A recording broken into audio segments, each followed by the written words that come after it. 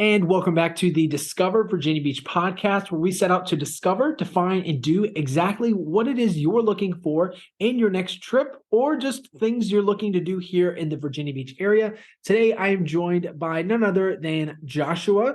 Joshua is the media director of the esteemed Ferry Plantation House. Joshua, welcome to the podcast. Thank you so much. Well, Joshua, I understand that you have had quite a busy season. We're coming off of Halloween, Mhm. and you are none other than coordinating a whole lot of things going on at the Ferry Plantation House. But for those who might not know what it is, can you walk us through how you first got involved with the historic Ferry Plantation and what drew you to come work at this incredible facility? Yeah, and so I've been working at Ferry Plantation or pretty much volunteering for almost a decade now. The great thing about Ferry Plantation is everybody that works at there and serves there is a 100% unpaid volunteer. We are very unique that we are actually a nonprofit, Friends of Ferry Plantation, 503C, and we run the house. However, the city of Virginia Beach actually owns it. There's a great backstory about how our nonprofit saved the house from being torn down. Because if you come and visit us, even though it says the name plantation in our name, we are in a residential neighborhood and pretty much right smack in the center of Virginia Beach, only about 5 minutes away from Virginia Beach Town Center, which is pretty much the hub of the city. And so when people are driving to our location, they're like, what is up with all these houses around here? I thought I was going to a plantation. And they get to, our place and they ask us what's up with all the houses.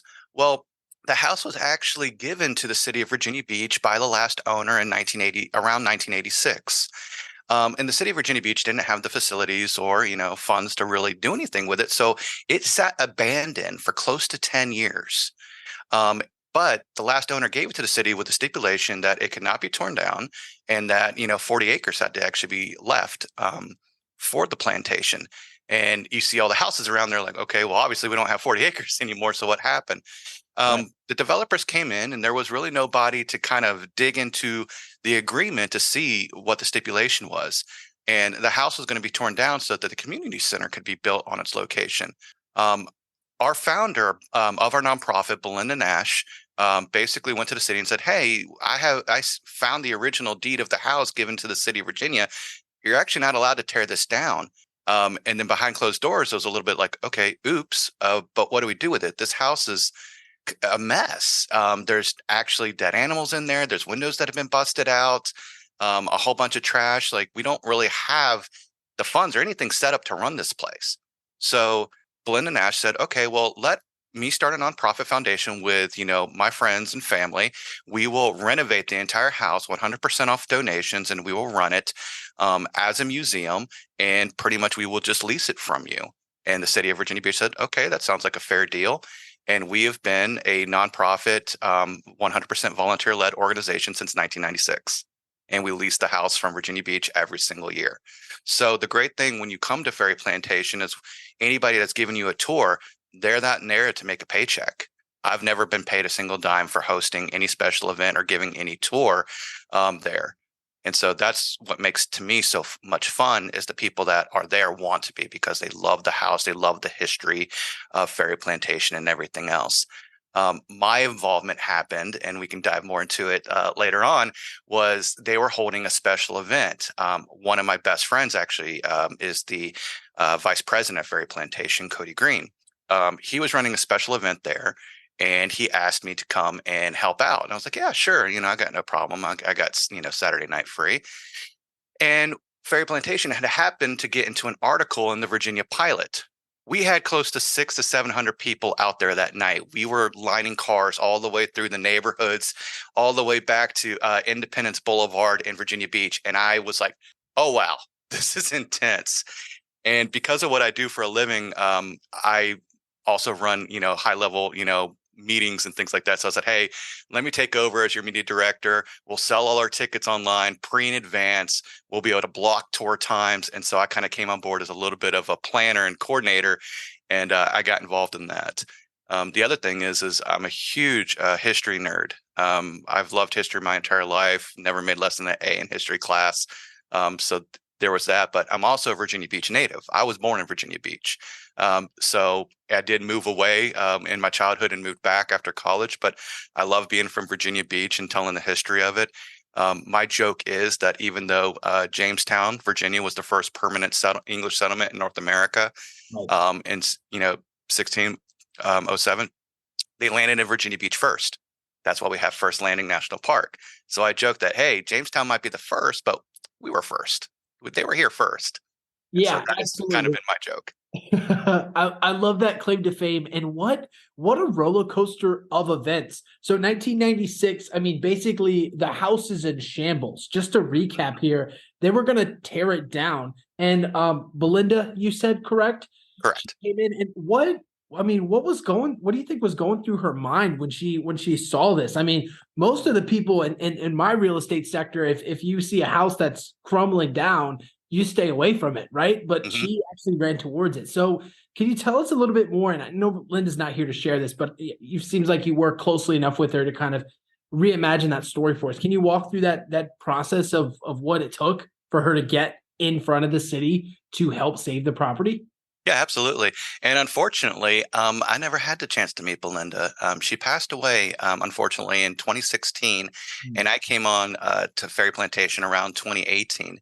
But her son, Donovan, is actually the president of our board, and then also her daughter's been involved in Ferry Plantation throughout the years. So even though I never had the chance to meet Belinda, the people I work with were her best friends and everything. So I kind of still feel a connection to her and her love of the house and everything.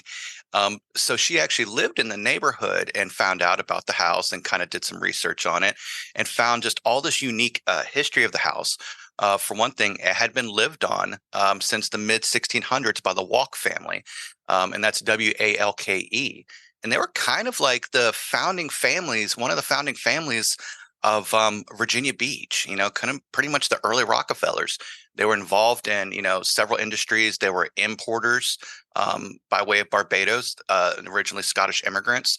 So when you had all the people, crossing the Atlantic, coming into the colonies and everything else, you still had gentry people moving here. So they wanted nice things like, furnitures, rugs, carpet, spices, rum. And so the Walks pretty much, supplied that chain of supplies and imports. And originally, when they owned the property, it was close to 15,000 acres because the more family you brought over from England at that time, they were actually partitioning you more land because they were just trying to get people to come to the colonies, to settle it. And so they actually owned property from the corner of Kempsville and Providence all the way to Ferry Plantation. If you're a local and you go to the corner of Kempsville and Providence right now, there's a shopping center called Fairfield Shopping Center. The reason it's called Okay. Fairfield Shopping Center is because that's where the Walk family built their first home, Fairfield Plantation. And they used the land all the way out to where Ferry Plantation stands today as farmland and culture and everything else. And eventually it said, hey, we want our own, big family house. We want a manor house. They ended up building the Walk family manor. And they built that in 1751. And that house stood all the way until 1828. And unfortunately, it burned down.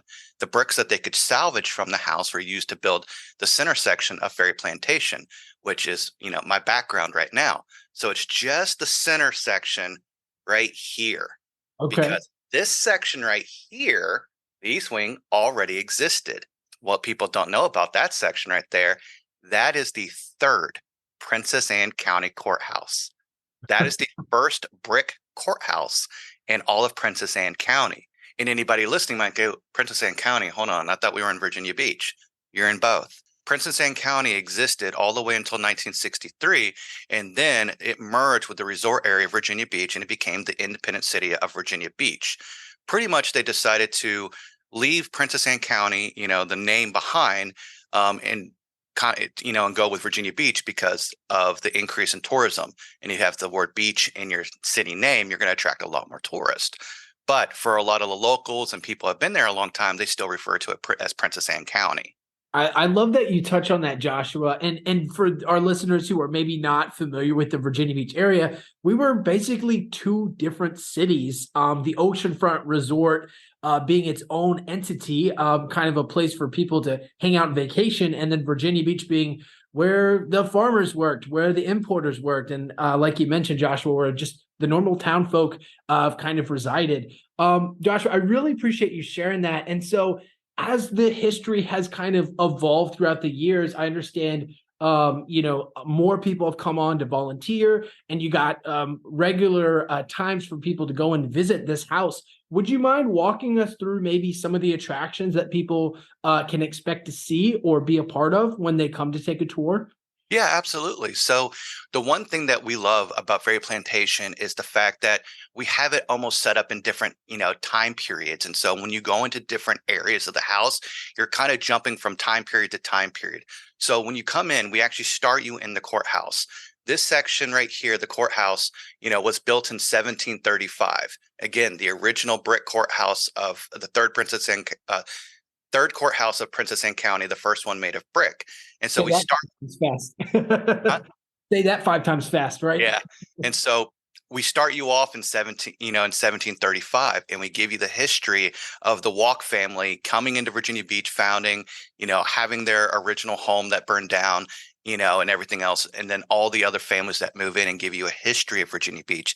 Because as you stated, you had the resort area, but the rest of Virginia Beach was just farmland. The population of Virginia Beach didn't exceed 100,000 people until about 1910. It was very, very rural for a very long time. And so when you walk in, we give you the history of the courthouse, how it operated, because the judge actually didn't sit there the entire time. He went to different courthouses in the area in a circuit, which is why we have the term circuit court. And he would come and basically have a stack of, different cases. And some of them we have are kind of, hilarious. There's some that said, I'm paraphrasing, but, Sally milked Rebecca's goat and had the audacity to drink it. And so the judge is just like, and then back then you actually had to have your husband's, unfortunate ladies, you had to have your husband's permission to actually go to court and sue anybody.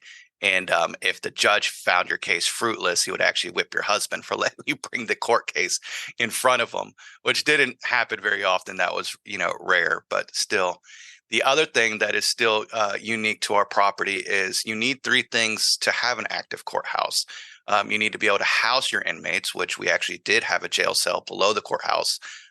When the house was modernized, it was filled in. It's brick and mortar, so it's not operational. You had to be able to feed your inmates. We have the well out front. We have a fireplace brick oven in the house, and there's actually a section where you can actually put bread in to have bread made. But you also have to be able to hand down capital punishment as well. And as morbid as it sounds, we actually still have the original courthouse hanging tree on the property. Wow. Yeah, it's a very, very large sycamore tree, planted at minimum 1700, because it takes about 30 years for a sycamore to become mature enough to be a hanging tree. So it is something that we show people that it was there. But at the same time, we tell the truth. Capital punishment wasn't as common as people would think, because one, the joke is you can't tax a dead person. And we had to have as many people in this area as possible for commerce and trade and the growth. So they didn't really necessarily just want to, hang somebody for an arbitrary crime unless it was something very, very offensive. Sure. But sometimes they would say, okay, let's fine you right now. And then a little bit later, we're like, we didn't get enough money out of you the first time. Let's fine you again. Yeah, goat milk can only get you so far, right? Yeah. As far as punishment is concerned, sure. Yep. And then we move on to the center section of the house, explaining how it was built on in 1830 from the bricks remaining from the house that burned down. And so you step forward into 1830, and we go into the family who lived at Ferry Plantation, the McIntosh family, with Charles McIntosh. He was actually a captain in the Civil War. And what's very unique to us is most locals know about the battle of, the USS Monitor versus CSS Merrimack. We have a bridge here in our area called the Monitor Merrimack Bridge and Tunnel, or for short, we call it the M&M. And what's historically significant about that is that location where the bridge is, was the first battle of two Ironside ships in North America or ever. And that battle happened. Now, what's funny is if you're from the North, you won. If you're from the South, you won, even though historians say it was pretty much, a draw at that point. But the significance of that battle is because of the military experience Charles McIntosh had, they sent him down to New Orleans to defend, the city of New Orleans from a friend of his, David Farragut. And a lot of military people will instantly chime up knowing that person because he's the person with the quote, "Damn the torpedoes, full speed ahead." And they put him on an Ironside ship to defend the city of New Orleans. Unfortunately, he was one of 3 men in an exposed position and took direct cannon fire. And he lost an arm and a leg in the battle and succumbed to his injuries 13 days later. And so the significance of the Monitor Merrimack battle led Charles to becoming the captain of an Ironside in New Orleans. So that's, pretty much the story of him. The next section of the house we move into is the only section that is actually built out of timber. So this section of the house was built on in 1850, and this is the parlor area. So it's the area that people would come in and be entertained by the household. There used to be a door right here, so people was, carriages would come up to the side, and you would come in and you'd be entertained in here. So we step forward into about 1850 and kind of show the entertainment area of the house and everything else. And then we go into the next family that owned the house starting in 1890, and that was Charles Mitchell Barnett. He was also a Scottish immigrant by way of Edinburgh, and he moved to North America first to New York and then came south. But nobody in this area considered him a carpetbagger because, one, he was Scottish and they really liked him. He was involved in several different industries here in the area. One of the biggest industries was actually the oyster harvesting industry, which a lot of people don't know about. The Lynnhaven River in Virginia Beach was very, very well known for their oysters, even so much that Napoleon Bonaparte's nephew came to visit North America, and he said that the Lynnhaven oysters rivaled all the oysters that they have ever had in France. And I've been lucky enough to actually have been to France and to the Normandy area and had oysters there. So I can compare, and hopefully I'm being non-biased, but the Lynnhaven oysters are just phenomenal in taste. And it's most of a geographic thing, because if you look where the Lynnhaven River is, you have the salt water from the Chesapeake Bay, but you have the freshwater runoff from the land. So you get that perfect mixture of freshwater and brackish water. And so it's not too salty, but not too bland. Some people don't know this, but the oysters are pretty much the exact same type and species all the way up and down the East Coast. So you're not having a different type of oyster. It just depends on the location. Wow, that's so fascinating too, and I've actually heard that back. If we rewind a little bit, a couple of 100 years, the oysters are actually much larger. Is that true? That is very true. So actually, in the house, we have hanging up a oyster that is massive size, and everybody looks at it like that is a huge oyster, because back then oysters used to be measured in shoe size, and the one we have is about a size 5. And we tell people that's actually small. If you don't over harvest or pollute the waters, oysters could get up to almost a dinner plate size, which we joke that's a lot of sriracha sauce Sure. and cocktail sauce. So we say that, unfortunately, just over harvesting, pollution, and everything else decimated the oyster harvesting industry in our area. And actually, it's really starting to come back. There's an organization called Lynnhaven River Now that is actually working to bring back the oyster harvesting industry in the Lynnhaven River, and also the surrounding rivers as well. You have the James River, you have the York River, the Rappahannock, and everything else, and they are bringing back the oyster industry very much in this area, so much that I believe last year they actually expanded the oyster harvesting season because we were doing so well. They actually let the harvest season actually go further. So that's a great thing. If you come to Virginia Beach, there's another area or a local attraction called Mount Trashmore. Yes. And don't worry, anybody that's not been to this area, it's not a big pile of trash, or it used to be. It used to be a landfill, and it's been turned into It a doesn't park. stink, right? It Yeah, doesn't it, stink quite much. exactly. It's been turned into a very beautiful park. But what's the thing is we were harvesting so many oysters in our area. All the oysters were be sending up to Hampton, Virginia, to be shucked and shipped all the way up and down the East Coast. That the mounds of oysters were the same size as like Mount Trashmore, just piles and piles of oysters. And so that's how much our industry was. And it just became decimated, in that area just for over harvesting and pollution. And it's been taking a long time to bring that industry back. Oysters are also just natural filters. So, people can actually just go on YouTube and see this. You have like a fish tank full of, dirty, muddy water, and they have Yeah. oysters in there, and they wait just a few hours. And after a few hours, the oysters have filtered it out completely, and it's just clear, crystal clear water. And so that's the other thing is, oysters are natural filtration systems in our ecosystem. So it's very important. And so our one of our major owners of Ferry Plantation was involved in that industry. He was also involved in the Chesapeake Coal and Coke Company. He was the president of that. And so if you go up to what is now Newport News, Virginia, we have the shipyard there. Right. Yeah, the Huntington Shipyard. That's where we build aircraft carriers. And the thing is his industry started bringing the coal from West Virginia down to that area. And that's where they put the coal. They said, oh, okay, well, that's convenient. Let's put the shipyard next to here. And that's where we started building World War I ships. So in a way, he's the reason we actually have the shipyard right there as well, because of his company bringing coal to the area. So Wow. just all these different routes of commerce and trade is a reason for our industries here, growing in Virginia Beach. And so we talk about all these things during our tour about just the significance of Virginia Beach and the families there. Because the other thing is besides giving you the history of Ferry Plantation, when you're here on the tour, we also give you the history of Virginia Beach and the surrounding area. There is no official, Virginia Beach museum in our area, which, I wish there was, because there's so much history here.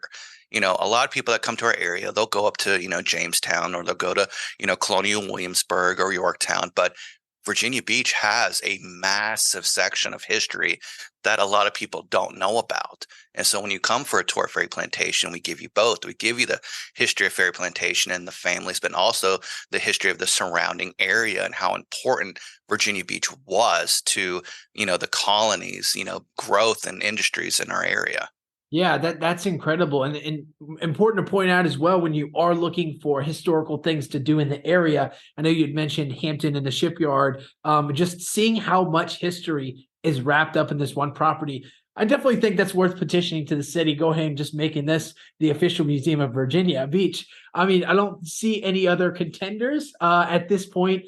You have the Virginia Beach, Museum of Contemporary Arts, right? That Hmm. play a part, but nonetheless. Joshua, I want to go back a little bit because I know you'd mentioned the parlor area, or at least the structure that was built mostly of wooden planks. And I know you said they perform plays and such out there. Hmm. When it comes to your role as a volunteer and all the volunteers that play a part in not only work on preserving the story of the house, but also the physical nature of the house, I bet filling permits is a monster of a task. Can you walk us through maybe a little bit of and provide some insight into what process it looks like to that the volunteers have to go through to work on the preservation of the building and also just upkeep and maintenance all together? Well, absolutely. So even though the city of Virginia Beach, owns the home, pretty much we are responsible for any maintenance and upkeep. So we're the gardeners, we're the landscapers. We do have, Virginia Beach does provide us a landscaping service that comes out and like pretty much just cuts the grass. But we have a Celtic garden out front, and then we actually have an herb garden and a vegetable garden in the back, and we pretty much, keep that going as well. So pretty much everybody has their own roles and everything. So they come out. Usually during the spring, we do one massive spring cleaning. We get all the leaves up, from the fall. We get all the, vegetation and flower beds ready, for the season and everything else. We have our own equipment, or bring our own equipment from home for leaf blowers and mowers and everything else. As far as permits to do any construction on the property, so the Ferry Plantation actually is a part of the uh, National Historical Registration. So Okay. we are on the United States National Historical Registration, which means we can never be torn down, which is yay.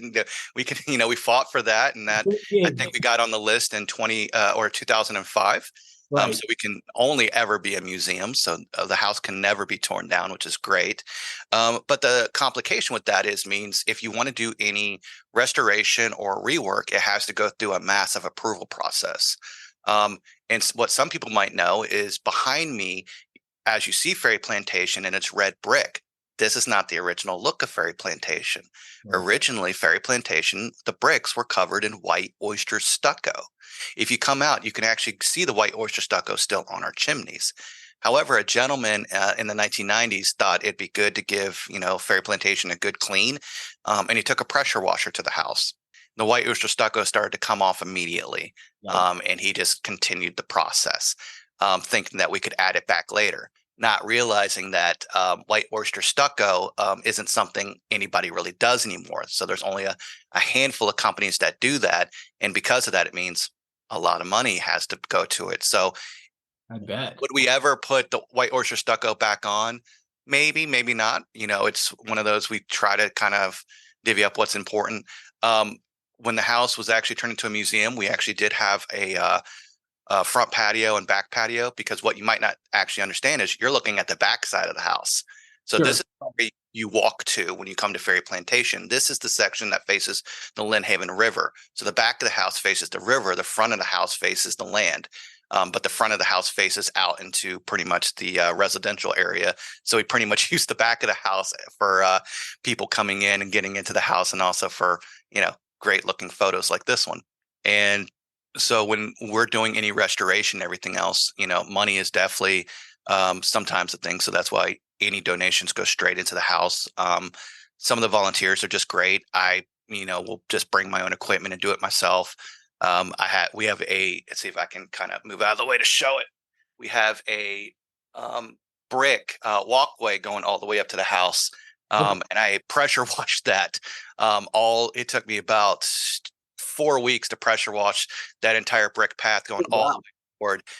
And then, I just have my own pressure washer, and then I filled, the cracks in back with paver sand and everything else. And it's just so much. I love the property. It's just, I'm not going to necessarily ask anybody to do that, but we also have people that come out and do special donations, and we'll do something or restore something. And we always have typically a major project going on, and we concentrate on that, whether it's repainting an inside section of the house, or replacing some of the not window blinds, but the shutters. The shutters are brand new, and that was actually provided by the city. We have an amazing relationship with the city, to where they will actually come out and say, "Okay, hey, let's fix your roof, or let's fix this or this." And so it's great. And also, we just a few years ago had to replace an entire floor section in our study, because was just rotting.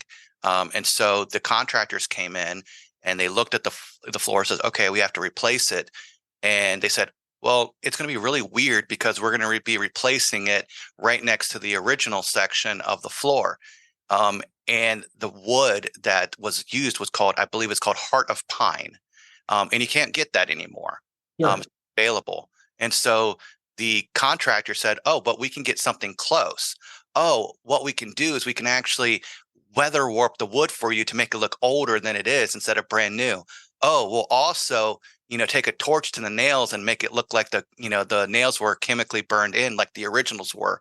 So when you come to give a tour, when you get to that section of the house, to say, hey, the newest section of the house is now in this room, and I'm asking, or the newest addition is in this room, and I ask people to look for it, and they're looking for items or trinkets or something, or in the room, and I point to the floor, and they're like, "What?" And I'm like, "This floor is brand new," and they're like, "That looks like 1700 flooring." We're like, "Mm-mm." The company that came in fell in love with the house and the history, and they actually went beyond beyond what they needed to do, because they could have just slapped in a brand new floor and painted it and then walked out the door, but they took the time to actually weather warp it and actually make it match the original floor, that was a section that was still in there, and so you can't even tell. Wow, that is incredible. I mean, just a perfect blend of history and art coming together. I mean, any historic home. I mean, you go in downtown Hampton, where you see a lot of the Victorian style homes that have been preserved, but then to see something like this kind of outshine those makes me proud to be part of Virginia Beach. Love Hampton, of course, but there's just so much thought that goes into a house preservation, especially one at this age.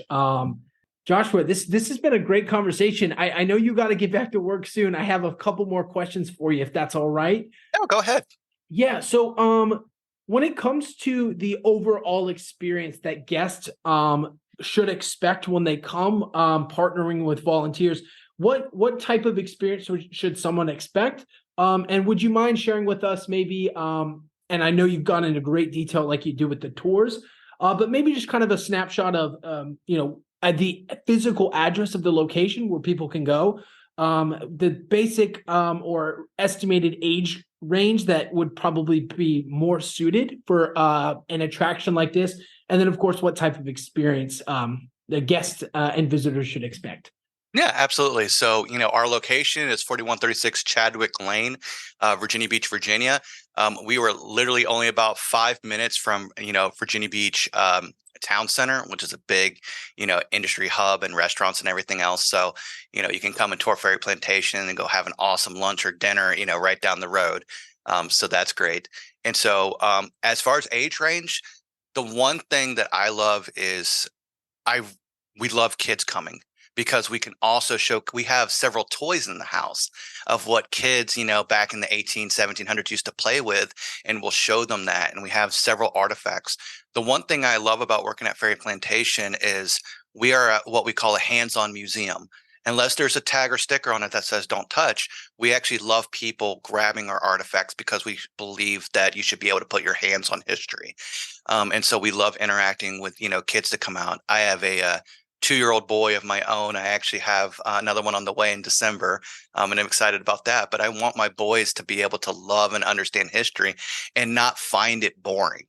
And that's what a lot of kids today, with history, like, oh, that's just so old or that's so boring and everything else. It's like, no, no, no, look at this. You have, this toy because this is the original. You have your Legos and your Hot Wheels, but look at this. This is like the original Hot Wheel, car and Legos and everything else that they played with back then. And so I can make that transition. They can find it really cool. So we don't necessarily have a an age, minimum or anything. We say, definitely, bring your kids out and we'll interact with them and show them different things and let them, hold different things, and we'll interact with them. Because we also will say, okay, well, there's so many things we can add. Typically, when you come out, expect minimum to spend an hour at Fair Plantation. That's what we schedule the tours for. But really, we leave it at your discretion. It can be a 1 hour tour, or what we joke is the Gilligan Island 3 hour tour, and keep you there forever because there's so much that we can talk about. And so we can go into pirates that used to, infest the Lynnhaven River. So if kids are like, oh, I want to hear about the pirates, we have several different stories about pirates in, the local area. Or if they're interested in Indians, we can teach them about the Native American, Chesapeake Indians that lived in this area, for a massive amount of time. If they're interested, in different industries, we can talk to them about that. So for kids, I would definitely say, bring them out. And what's amazing is, as a guide, we don't read off a script. So it's not you come to Ferry Plantation and we just have a sheet in, 1735, the courthouse was built and then the section was built. No, we don't do that. So each guide kind of gives what they want to give for the history of Ferry Plantation. So if you come and do a tour with me and then come back, a few months later and have a tour with another guide, you're going to get a completely different tour because there's just so much there we can speak about. Now, we, of course, cover the exact same history of Ferry Plantation and everything else, but, the extra stories we add in, like I love adding in the pirate stories because I just find that fascinating. Another lady there, she is very versed in agriculture, so she gives much more details on agricultural and local farming of the area. Another gentleman is also a part of the shipyard, so he can give a history of shipbuilding in the area. And so that's what's great is each tour guide kind of gives additional information in the area, so you'll never have the same tour twice. So that's what's great about coming out. That's incredible. That is sounds. I want to go now. I just recently had a newborn, so I've been cooped up at home for the past several months. But very excited to get out and about. Personally, asking if I can bring a kid, and also how's the stroller access looking, Joshua? So it's one of those. So we are not what is it, ADA compliant. So Sure. Disability Act. But the thing is being able to get into the house with a stroller on the bottom is actually simple. It's just a few steps and everything else, and we can assist with that. Staircases going up to the second or third floor, not really stroller or wheelchair accessible, but we do have a lot of senior citizens that will come out that are wheelchair bound, and we will assist them.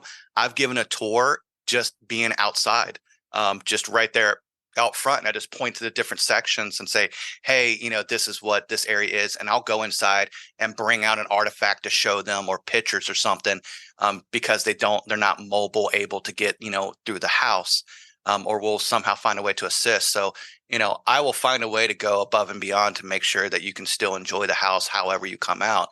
um, we can speak about this later, but we also do, ghost tours of the house, and there'll be people that come out in wheelchairs and they can't really walk throughout the house. So I'll sit down and just give them stories of the house and local folklore and, tales. And they just, even though they didn't get to physically walk through the house, they got to hear all the history and everything else. And they loved that. So, again, I tell people, yes, we're not ADA compliant because of just being a historical house, but please don't let that bar you from being able to come out and enjoy it, because, we will figure out a way to still give you a tour to your liking.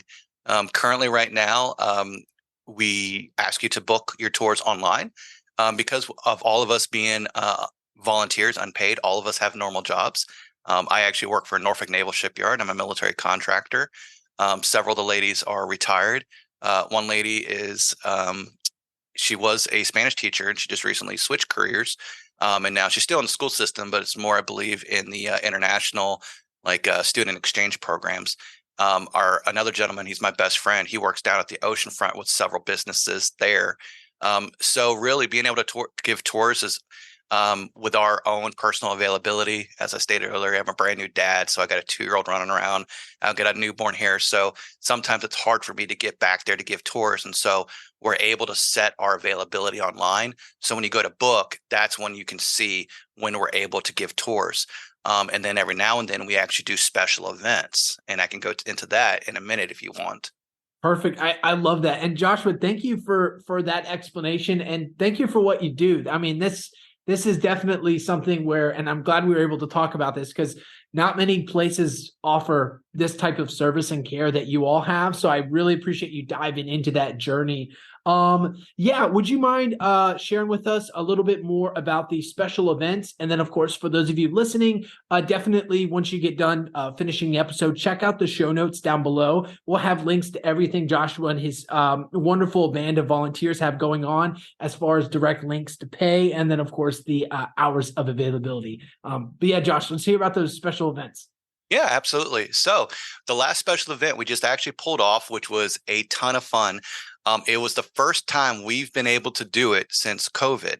We hosted a Fright Night, Friday the 13th paranormal ghost event. And so whether you go online and whatever publication you find, you will always see that Ferry Plantation is in the top 10 for the most haunted location in the state of Virginia. Yes. Tell us more. I saw on your website specifically, it's like no more paranormal research for the 2024 year. Not because you guys don't want it, but because people have actually booked out for an entire year of paranormal research. Exactly. What is all this about? We became a museum in 1996. We have let people come out and actually investigate Ferry Plantation for paranormal activity. We've had almost over 500 teams out there. If you go to our website and click on the paranormal section, we give you like a history of the paranormal activity at Ferry Plantation. And at the bottom is a video by a YouTuber called Omar Gosh. He has almost 5 million YouTubers. So we've had some significant people out here. We've been featured on Travel Channel's Mysteries at the Museum.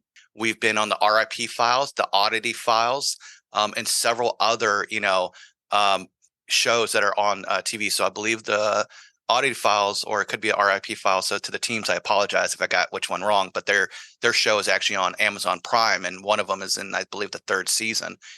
We've been in negotiations for other shows to come out. Some of them, when they hear our rules, balk immediately, because you would think, hold on, you have to have rules? Yes, we have rules. One, no spirit boards. We don't allow spirit boards. You would think, Ouija boards or anything like that. No, we don't allow that. Please leave those out in the parking lot. No provoking our spirits, which is what we say, like, don't, come in there, be like, hey, take me over, possess me, take me over. Because we're pretty sure the spirits are like, no, I'm okay. I don't want to possess you. I don't know where you've been. We need to be respectful of the spirit space, right? We don't want to make them feel uncomfortable. It's their And house. and then just not acting, like being respectful, pretty much. And so when we want to have full run of the house and be able to do whatever we want, like, well, you need to respect, our house and our artifacts. The other thing is a member of the board has to be on site. We don't have to participate in your investigation. We pretty much stay off to the side. But because the city of Virginia Beach owns the house, we make sure that nothing happens there and nothing's being damaged. So we're on location for the entire night to make sure everything's okay. And we're so popular, we've been booked out already for 2024. Yeah. Wow. And What so, an unusual amount of demand yeah, for. opened up for in paranormal investigations a month ago for 2024, and then just a flood of inquiries and everything else. And practically now we're booked up through 2024. We might have some availability become available, but again, being 100% volunteer led, it's really depending upon our availability to be there and open up the house for these investigations. And so if you go online, you'll see that Travel and Leisure Magazine has that number at number one. Reader's Digest has us at number one. USA Today has us at number one as the most haunted location in the city of Virginia. But one thing I also want to state, which catches people off guard, I am the local skeptic of the house. And so Yes. Yes. Let's hear more, Joshua. Let's hear more about this skepticism. So I'm of course one of those I have to see it and believe in. Everybody goes, okay. So we have people that that work there that are just 100% into it. That's actually how our vice president got involved. His team came out and actually did an investigation. They fell in love with the house, and he started volunteering. And he's one of my really good friends. And then he got me involved. And I've came out there multiple times. And again, I'm a skeptic. You But spent the night over there as well, correct? Not just during the day, but overnight. Like, yeah, I spent the yeah. night there Okay. multiple times throughout the night. And like one event I can say is I spent the night, and my friend has three boys, and at that time they were 12, like 13 area, and everything else. And I wake up the next day, and I got mad at him. I was like, "Hey, you need to tell your boys not to be running out throughout the house all night because I heard them all night and I got no sleep." And he looks at me, and goes, "The kids left at like 11 o'clock with the wife last night because they didn't want to sleep over here." I'm like, "Excuse me?" I heard kids running around the house all night. And he goes, "Yeah, I heard them too." I was like, "Those weren't your kids?" And he goes, "Nope. They left about close to midnight after you fell asleep." Okay, great. Oh, man. So What that an interesting tale. Yes, was one. Another thing is I'll walk in, I'll give a tour on like a Friday, and then I'll walk in on Saturday morning and I'll just see something like, "Oh, I didn't leave that there last night. That was not there last night." Just something moved. Um, and then, several other things. I've never like necessarily seen a person, but I've kind of seen things out of the corner of my eye where I'm like, what was that or who was that? Probably the biggest story I have is, and it's something we want to do again, but we actually do what we call a Christmas Carol night. So Okay. during Christmas season, we would actually act out a Christmas Carol throughout the entire house. We would have different sections of the house as different parts of a Christmas Carol. So you start in our conference room that we turn into Scrooge and Marley's, business. And then our parlor area, the room of entertainment, would be Fezziwink's party, and we'd be acting it out with volunteers, and that was a lot of fun. After the event was done and I was shutting down the house, it was just me and my wife were there, or she was my girlfriend at the time. And so I'm going and turning out all the lights, and the only way to turn off the third floor light is from the second floor hallway. So I'm going out and I hit the light, and I hear somebody goes, "Hey, turn the light on." And it was clear as day. And I was like, "Oh, my fault." And I turned the light back on. I'm like, "Hold on." And I walk back up to the third floor. Nobody's there. And then I'm like, okay, I'm just tired of, I'm just hearing things. I go back downstairs. I hit the light switch again. And then I hear somebody upstairs stomp. And my, now wife downstairs, she goes, "What was that?" And I was like, "Nothing." So it's been instances like that I'm kind of like, okay, even as a skeptic, even I can't explain some of these things that I've seen and everything else. But what we also tell people is all of it is positive. This is a residential house. We've been able to document up to 11 spirits, which is basically we can confirm that this was a past resident, which is the evidence that's been gathered. And they love the house and they're just, still there. Because some people will come in like, oh, are they mean? Are they angry? Like, no, they're past residents. And then some people say, well, I was at this, one place and they were screaming at me, get out, get out. I'm like, oh, okay, where we at? Oh, it was this former penitentiary. I'm like, oh, yeah, you were at a penitentiary. Or if you're at a penitentiary or a former insane asylum, I'm pretty sure it's not a nice place. This was a residential home, you know, with a lot of history. So it's much, much more positive, and they're just, past residents who just decided to stay around and everything. Yeah, But and it's a house on the Lynn Haven River. I mean, yeah. And that's what's the best spot. I tell people, even to me as a skeptic, or if you don't believe at all, when you come out for one of our paranormal special event tours, you get a history and folklore of all of Virginia Beach. We add so many other stories in there, and we say, hey, even if you don't believe in ghosts, who doesn't like a good ghost story? So we say it's still a lot of fun because a good portion of your tour will be with me. You get the history. The second portion will be with a paranormal investigator, and he will actually show you the evidence that's been captured throughout the years and show you equipment that is actually used by paranormal teams to capture evidence, such as, spirit boxes, audio equipment. And as somebody who's in IT for a living, I get to see this equipment and everything else. And I'm like, this is really unique. The other thing is I am also IT certified out the wazoo. I've actually been in court before to disprove somebody photoshopped a car crash to make it look worse than it was. And so we'll have paranormal teams give us their evidence. And I'm looking at, their photographs or their videos, and some of their photographs are like, all right, bug, lightning bug, it was 100 degrees humidity outside. So that's why you got mist reflection. So I can go through and like pretty much disprove them instantly. And then I'm like, your thumb. And then every now and then I'll get to a photo and I'm like, I have no way of disproving what they've captured in the photo. And we actually have some photos in the house that we show as well. And so even with my experience in IT and, photoshopping, I'm like, I got nothing to disprove what you captured here. And I find that very fun and very unique. Absolutely. That's incredible. And what an incredible story, Joshua. Thank you so much for taking some time to chat with us here. Before we head out of the conversation today, once again, everything that Joshua and his team of volunteers have going on will be in the comment section below. But Joshua, this is the segment of our show. We'd love to roll out the red carpet for you. Please share with us anything you have going on within the organization itself, and anything that folks can be looking out for when they're looking to plan their next tour visit to the Ferry Plantation House. Oh, absolutely. So for any information or to book your tour, please go to ferryplantation.org. So it is our website to where you can find all the information on Ferry Plantation, any special events. We have the ability to electronically book your tour online for any confirmation.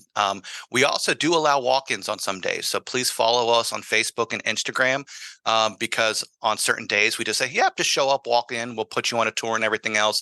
But again, we want to make sure you don't show up when we're not there giving a tour. So which is why we typically tell people to book online, because it's just the easiest. And we know, we have a good amount of guides to be there for the amount of people that will come.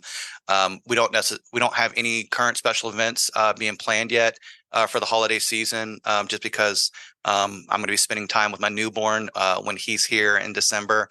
Others will be taking a personal vacation. The last Fright Night, Friday the 13th event was the first time we got to do it since COVID. And we sold that out in less than 6 hours. So that was very, very special. And then some people, of course, were upset. They're like, hey, you sold out. Are you going to do this again? Are you going to open it up? Or like, well, we're going to try to do it again. They're like, hey, why is this the first time you've done this in COVID? We love this. Why don't you do it? And the thing is, we say, well, for one thing, we all have personal lives. But what was a little bit difficult is my firstborn son was actually a preemie.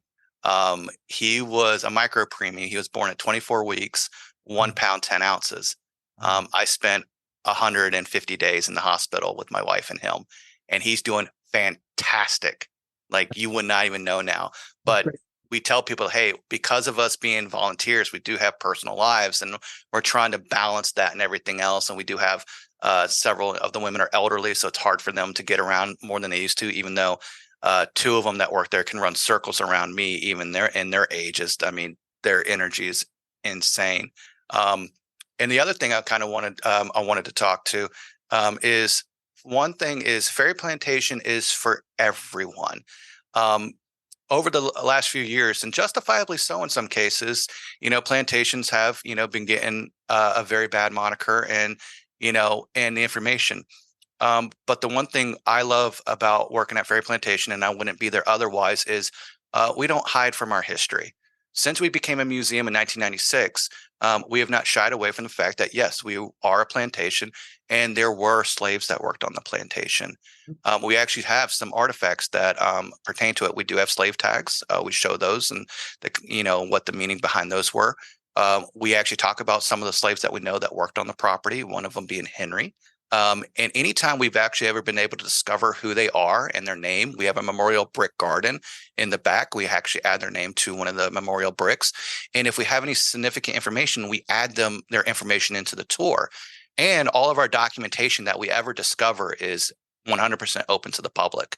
So anybody that's, wants to come see our documentation or any things we have, are welcome to come out. And even during our special events, such as our Fright Night, I add in two different stories into it. So one of them is Gabriel's Revolt of 1800, which also led to the Easter Uprising of 1802. Because most people only know about Nat Turner's revolt, slave revolt, but that was 1830. And so there were other revolts before that in the local area, which led to different consequences of Virginia passing laws against, reading, writing, and education, which, as somebody who's I very much love education, that to me, that is what was detrimental to the local area. So, yes, it's difficult to talk about, but at the same time, we say, hey, let's not shy away from this. It is part of our history. So we talk about it. And so we don't want anyone coming out there thinking, oh, okay, they just sugarcoat this or they don't speak about it. It's a difficult subject to talk about, but it's one thing that we added it in. We said we're not going to shy away from this and sugarcoat it. So we added in because it is the history, but it's also a lot of people don't even know about some of it. They don't know about the revolts of 1800 and 1802, and they don't know about some of the laws that unfortunately were passed in the state of Virginia as consequences of those revolts. So we add that in. So it is a full-on education here at Ferry Plantation and the city of Virginia Beach and everything, and that's what I love about working there. Also, our biggest story that we have is if you're a local Virginia Beach or you've ever been down here and you're driving through Virginia Beach, you might pass a street called Witch Duck Road. And you'll be like, well, that's a really weird name for a street, Witch Duck Road. Well, what a lot of people don't know is we had our own witch trial in Virginia Beach, only 12 years after Salem. So a woman named Grace Sherwood was tried and convicted for witchcraft in Virginia Beach by a witch ducking. So what that is she was placed in a body of water, which was the Limhaven River.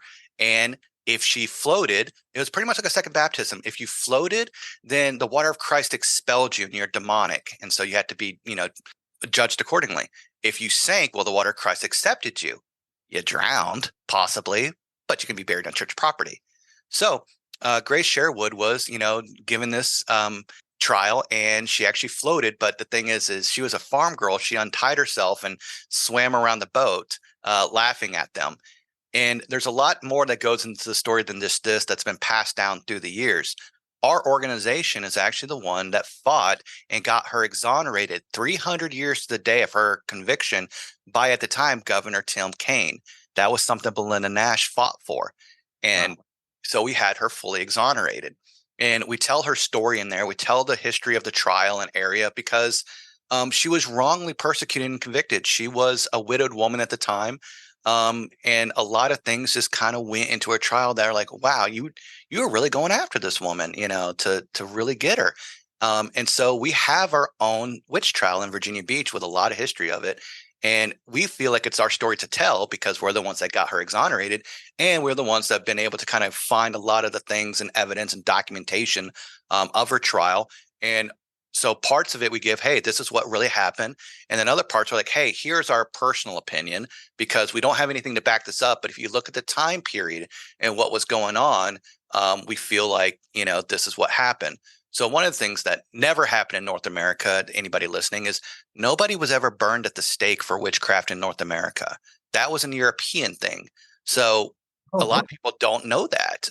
There was different ways of trying witches in North America. burning them wasn't one of them. And also, at least in Virginia, you had to be convicted of witchcraft twice before you could actually be executed.